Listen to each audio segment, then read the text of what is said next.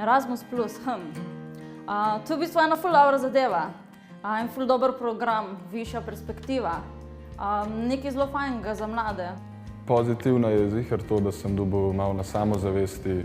En izmed glavnih razlogov je bil ziher ta, da smo mogli v bistvu cel mesec, se pravi, smo mogli cel mesec govoriti v tujem jeziku, angleščina, malo mešano z nemščino. Tudi za naprej mislim, da je to odlična izhodiščna točka bila in bi definitivno ponovila to izkušnjo.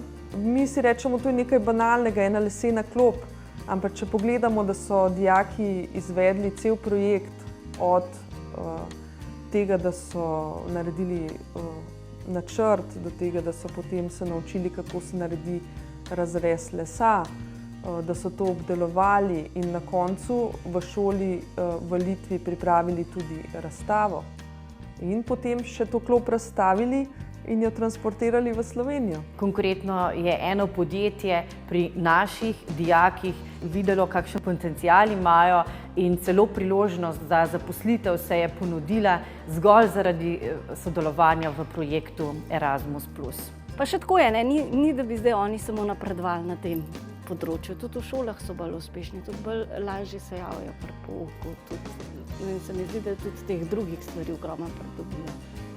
Bilo na temo grafitov in potem so bili grafiti all over the place in vse, kar bo z grafiti povezano, dajmo iti, dajmo pogledati, dajmo razvijati. To moraš doživeti, da vidiš, ker toliko energije, kot te mladi ljudje spravijo skupaj, ker jih vidiš tudi čisti iz druge perspektive, kot v razredu vidiš, da imajo ogromno talentov in ogromno energije.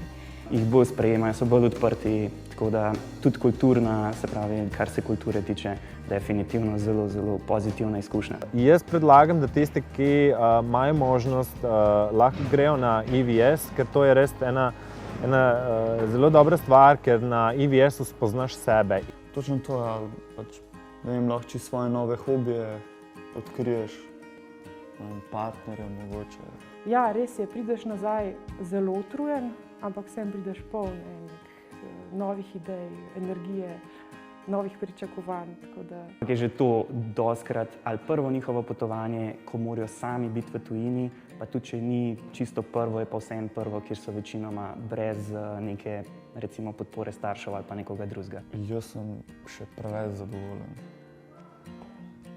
Skušam dobiti tudi občutke nazaj, ko sem prišel iz izmenjave. Sem se počutil, kot da bi bil državljan tiste države, se pravi, je bilo v uni državi nekako boljše, je imela en svoj čar.